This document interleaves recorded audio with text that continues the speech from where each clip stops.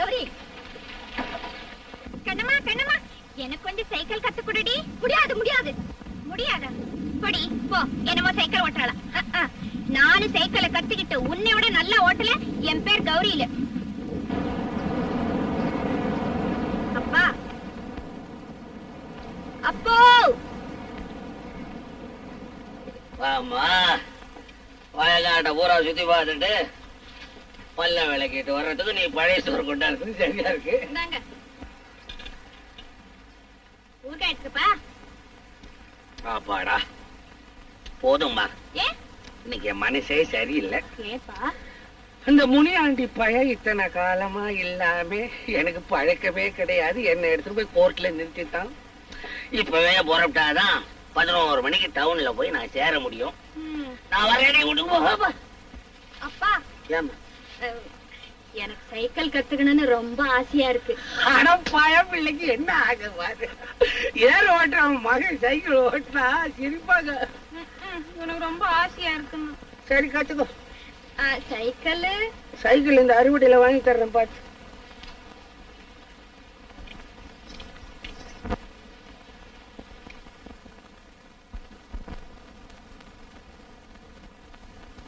இவரான கிராமத்தின் முக்கியஸ்தர்களில் முனியாண்டியும் ஒருவர். அவர் ஊருக்கு பெரிய மனிதர். முனியாண்டியின் செல்வாக்கை கண்டு சிவசாமி பொறாமை கொண்டு அவரை ஒழித்து விட வேண்டும் என்ற திட்டத்துடன் தாக்கி காயப்படுத்தி இருக்கிறார். சாட்சிகளின் வாயிலாக இது நிரூபிக்கப்பட்டிருக்கிறது. ஆகவே ஈபிகோ 324 செக்ஷன் படி இவருக்கு தண்டனை அளிக்க வேண்டும் என்று கேட்டுக்கொள்ளுங்கள். ஐயோ எஜமா எஜமா, நான் கட்டியால குத்தி கிழிக்கலிங்க. அவனே குத்தி கிழிச்சுக்கிட்டு இருப்பான். அவன் அப்பேற்பட்ட ஆள். நான் தொடவே இல்லைங்க. அவன் தான் என்ன பெரட்டி பெரட்டி அடிச்சானுங்க. அதற்கு ஏதேனும் சாட்சிகள் உண்டா? சாட்சி ஒண்ணும் இல்லைங்க. மாமரத்துக்கிட்ட தான் உதைச்சான். அது என்ன சொல்லுமா? நான் என்னத்தை செய்யறது? ஆனா ஒரு கொலா மாட்டின ஆள் வந்தாருங்க அப்பா.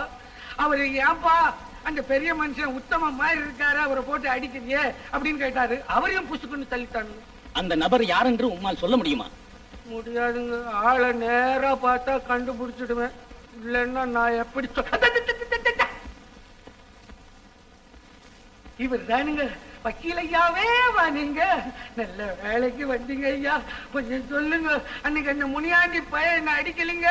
நான் அவனை கட்டி எடுத்து சதக்குன்னு அவனே கிழிச்சுக்கிட்டு நான் தான் கிழிச்சேன் அப்படின்னு பொய் சாட்சி தயார் பண்ணி என்ன கூண்ல கொண்டாந்து நிறுத்திட்டா ஐயா. கொஞ்சம் சொல்லுங்க ஐயா. குற்றம் சாட்டப்பட்டிருக்கும் சிவசாமியின் சார்பாக வாதாட எனக்கு அனுமதி அளிக்கும்படி கேட்டுக்கொள்கிறேன். Yes your honour. முனியாண்டின் சார்பாக விசாரிக்கப்பட்ட சாட்சிகளை நானும் விசாரிக்க அனுமதி அளிக்கும்படி கேட்டுக்கொள்கிறேன். எஸ். நீர்தானே நஞ்சுண்டன்? ஆமா. முனியாண்டிக்கு நீ சொந்தக்காரரா? இல்ல, நான் அவருக்கு ரொம்ப வேண்டியவன். அவருக்காக என் உயிரை கூட கொடுக்க தயார். ஓஹோ, உயிரையே கொடுப்பீரா? அந்த அளவுக்கு அவர் மீது அபிமானம். சிவசாமி முனியாண்டி அடித்ததை நீர் பார்த்தீர். ஆஹா, உமது சொந்த கண்களா? ஆமா. முனியாண்டி சிவசாமி எந்த இடத்தில் எப்படி அடித்தார்? எந்த இடத்துல? நெஞ்சில் அடிச்சார். சுமார் எத்தனை அடிகள் இருக்கும்? எத்தனை அடி? ஒரு 15 அடி இருக்கும். யாருக்காக உயிரையே கொடுப்பேன் என்று சொன்னீரோ அந்த முனியாண்டியை சிவசாமி 15 அடிகள் நெஞ்சில் அடிக்கும் வரையில் நீர் பார்த்து கொண்டு பேசாமல் இருந்தீர்.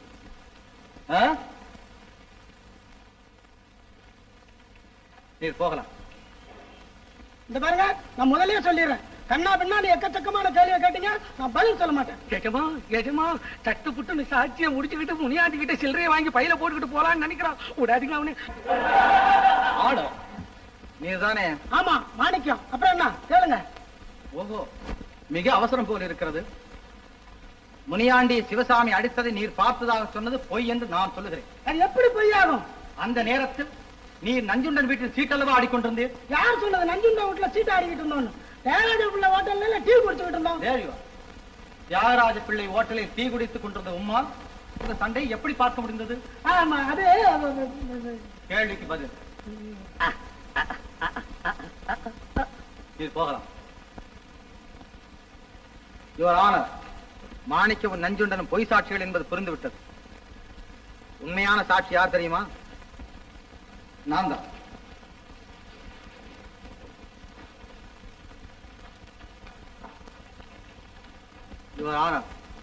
இந்த சம்பவம் நடந்த அன்று எங்கள் நிலங்களை பார்வையிட நான் காட்டூர் கிராமத்துக்கு சென்றேன். அப்போது வழியில் வந்து கொண்டிருந்த சிவசாமியை முனியாண்டி வழிமறித்து அடிய தாக்குவதை பார்த்தேன். சிவசாமி அடித்தாளாமல் ஓடி வந்து என்னை காப்பாற்றுங்கள் என்று என்னிடம் வேண்டினார். அடிக்க வேண்டாம் என்று நான் முனியாண்டியிடம் சொன்னேன். அவர் என்னை பிடித்து தள்ளினார். மேலும் சிவசாமியை முனியாண்டி அடிப்பதை பார்த்து மீண்டும் தடுக்கப் போனேன். ஆனால் முனியாண்டி என் கன்னத்தில் ஓங்கி குத்திவிட்டார். எங்களை பாதுகாத்துக் கொள்ள வேண்டிய நிர்பந்தம் எங்களுக்கு ஏற்பட்டதால் நானும் முனியாண்டியை தாக்கும்படி நேரிட்டது.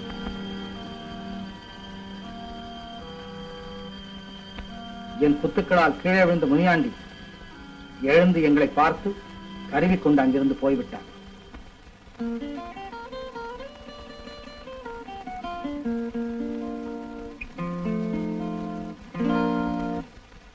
இதுதான் நடந்த உண்மை. நீங்கள் போகலாம்.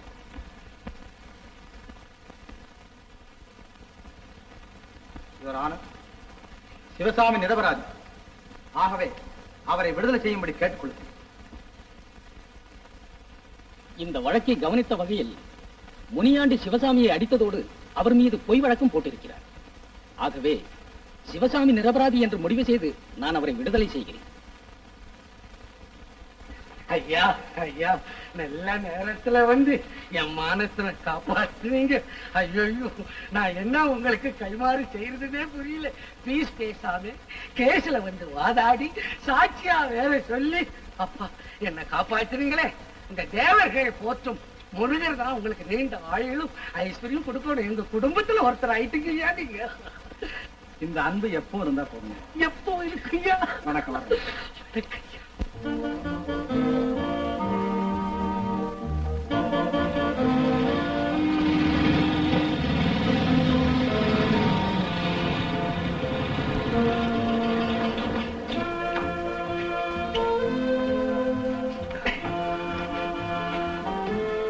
அம்மா வந்துட்டாங்களா? இன்னும் இல்லையே.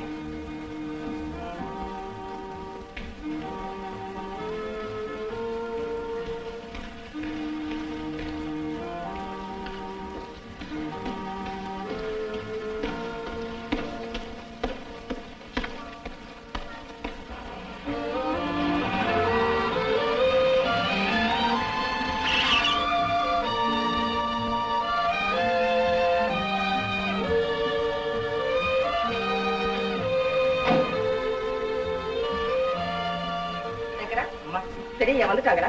இப்பதான் வந்தாரு.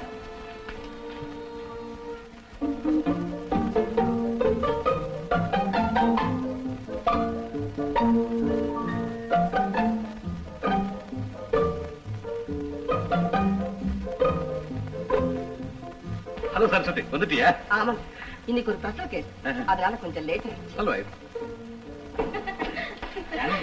அப்பா அம்மா தான் வந்துட்டாங்களா? வந்துட்டாங்க. சாப்பாடெல்லாம் ரெடியா இருக்கு.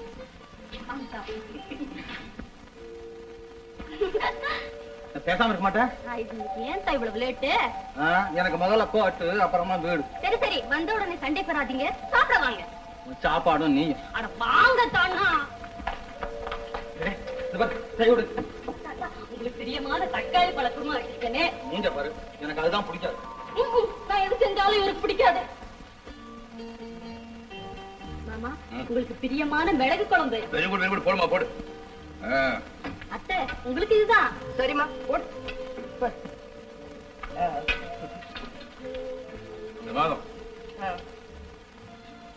பெரியத்தா, உங்களுக்கு பிடித்தமான முருங்கைக்காய் சாம்பார். மோர் குழம்பு என்னமாச்சு? அதுவும் உண்டு. கொட்டு கொட்டு. அக்கா, உங்களுக்கு இதுதான்.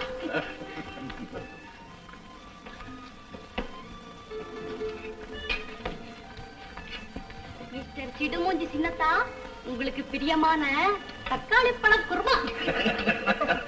ஆமா, ஏமா ஜெயா, எனக்கு பிரியமான குழம்பு அத்தைக்கு போட்ட, பெரியவனுக்கு பிரியமானது ஜானகின்னு சொன்ன, கோபால பிரியமானது யாரும் போட போற?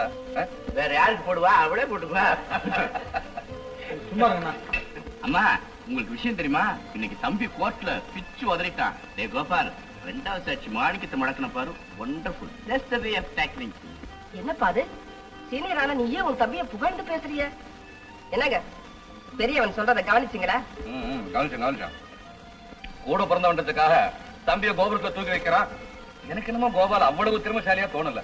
அவன் தெரிஞ்சுக்க வேண்டிய விஷயம் இன்னும் நிறைய இருக்கு. அப்படி என்னப்பா தம்பி தெரிஞ்சுக்க வேண்டியது நிறைய இருக்குது. எந்தெந்த விஷயம் எங்க பேசணும் அங்கதான் பேசணும். சும்மா சாப்பிடு. பாத்தீங்களாமா? சாப்பிட பாத்தீங்களாமா?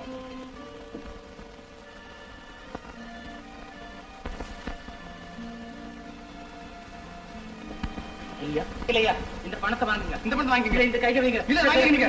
முதல்ல பணத்தை வாங்க. இருங்க ஐயா. ஐயா இது வாங்க வாங்க வாங்க. ஐயா இங்க 2 பேர் வயலுக்கு மத்தியில ஒரு புது வரப்பு இருக்குங்க. அந்த வரப்புக்கு மத்தியில வேலி கட்டி வச்சுக்கிட்டு தனக்கு தான் சொந்தம்னு பம்ப பண்றானுங்க. அதனால கோர்ட்டு மூலியமா நீங்க தான் தீர்த்து வைக்கலாம். இந்தாங்க பணம்.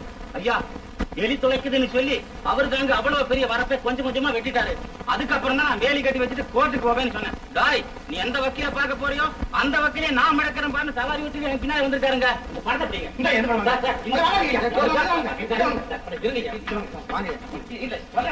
பணத்தை மேல வாங்க. முதல்ல வாங்க. உங்க 2 பேருக்கும் ஒரே ஊர் தானா? ஆமாங்க ஒரே ஊர் தானுங்க. அவரையும் கூட பிறந்த அண்ணன் தாங்க. ஒரே வயசுல பிறந்த அக்காளியும் தங்கச்சி தான் 2 பேரும் கட்டிக்கிட்டோம். ஐயா பணத்தை வாங்க ஐயா. இந்த பணத்தை வாங்கிக்கங்க. ஐயா வக்கீலுக்கு பணம் கொடுக்கறதுக்கு அண்ணன் தம்பி 2 பேரும் போட்டி போடுறீங்களே. அந்த வரப்பினுடைய நீள அகலம் என்ன? 55 அடி நீளம் 3 அடி அகலங்க. என்ன விலை மதிப்பு? 200 ரூபாய் மதிப்பு இருக்குங்க. ஐயா 200 ரூபாய் மதிக்கக்கூடிய ஒரு இடத்துக்காக 5000 10,000 செலவழித்து வந்திருக்கீங்களே. இது ரெண்டையும் ஒன்னா சேர்த்தா எவ்வளவு பெரிய நிலத்தை வாங்கலாம்?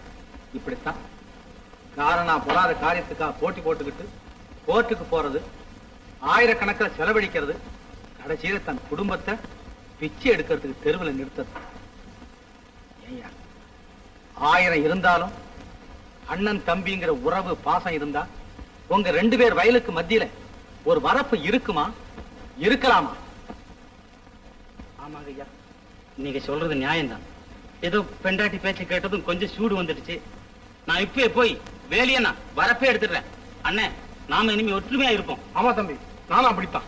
ஐயா நீங்க ரொம்ப நல்லா இருக்கலாம். இந்தாங்க இந்த பணத்தை வாங்கிக்கங்க. இதை கூட வச்சுக்கங்க. ஐயா எனக்கு பணம் வேணாங்க. நீங்க 2 பேரும் ஒற்றுமையா இருப்பேன்னு சொன்னீங்களே எனக்கு அதுவே போதும். போனது உங்களுக்கு முதல் வேலை வரப்பே எடுக்கிறது. 2வது வேலை எங்க வீட்டு பொம்பளைங்க வாய்க்கு போட்டு போடுறது. குட். வணக்கங்க. வணக்கம் ஐயா. ஐயா வரோம். வண தம்பி.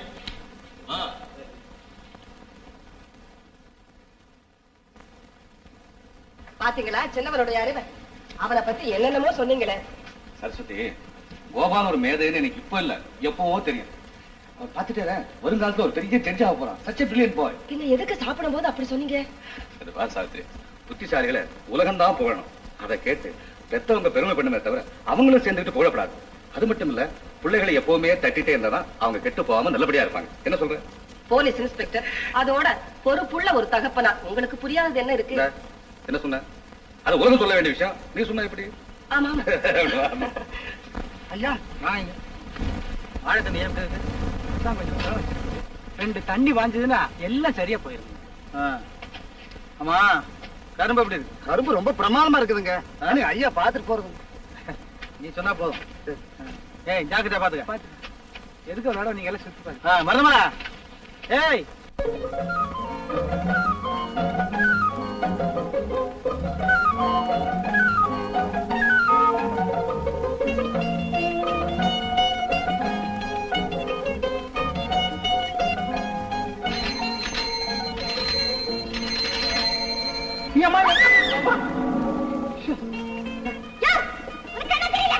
கண்ணு தெரிஞ்சால்தான் அடியோ அடின்னு மணி அடிச்சேன். நீ நகர்ந்தா தானே புல்லு கட்டையை தூக்கிட்டு ஆட்டுக்குட்டியை பிடிச்சிட்டு அப்படியே ரதம் மாதிரி அசைஞ்சா.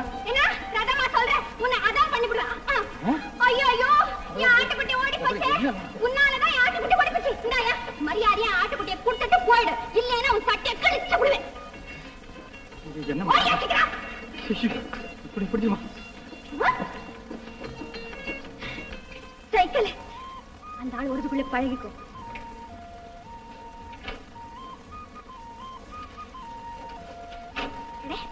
என்ன போக மாட்டேங்குது. அந்த ஆள் எப்படி ஓட்டிக்கிட்டு இருந்தாரு?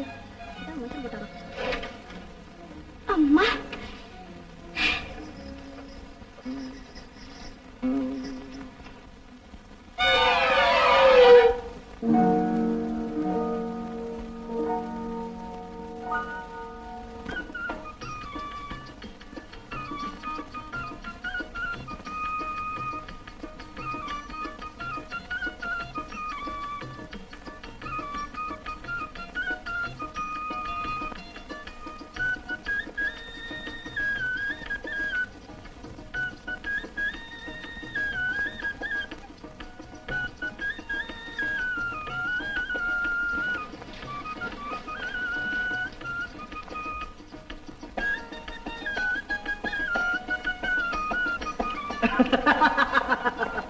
என்ன சிரிக்கிற என்ன பார்த்து? ஓ, ஆ? இரு, இரு, இரு, இரு. என்ன இரு. சரி.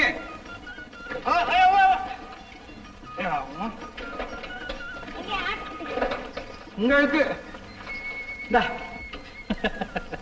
ஆமா இது என்ன கஞ்சி கலையமா தலையில் தூக்கிட்டு வர்றேன். பின்ன என்னைய செய்யுது? தள்ளி பார்த்தேன் போல, அதனால தலையில தூக்கி வச்சுக்கிட்டு வந்துட்டேன். தள்ளி பாத்தியா? ம். எப்படி தள்ளன? இந்தா இத பிடிச்சுக்கோ. இப்படி. யோ, என்னைய சும்மா சிரிச்சுக்கிட்டே இருக்கேன். இப்படி செய்தா எப்படிமா சிரிக்காம இருக்கிறது? பிரேக்க பிடிச்சிட்டு தள்ளுறியா நகரமா? என்னது பிரேக்கா? அட கிராக்கு, கிராக்கு. திட்டினா தமிழ திட்டு, இங்கிலீஷ்ல திட்டாதே, எனக்கு கெட்ட கோவம் வரும். சரி சரி போட்டோம். இந்தா தள்ளு. பிடி. இந்த பாரு இந்த பிரேக். ஐயோ இது பாரு அந்த பிரேக்கை பிடிக்காத. இந்த கை இப்படி எடு. கையை தொடாதே. ஐயோ, எப்படி? எப்படி சொல்றதுதான் எதாவது யோசனை பண்றேன். இரு இந்த கம்பி விட்டுட்டு ம். இந்த விதமா கம்பி சரி, இப்படிதானே? இங்க. கரெக்ட். தள்ளு தள்ளு. எப்படி எப்படி எப்படி போதா? அடே, சைக்கிள் போகுதே. இந்த பக்கம்.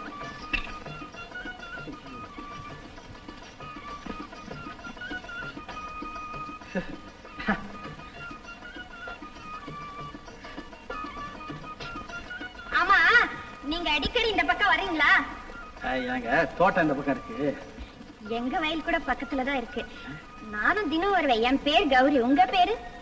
கோபால். நான் ஒரு வக்கீல். ஓஹோ. ஐயோ, யாரோ வர்றாங்க.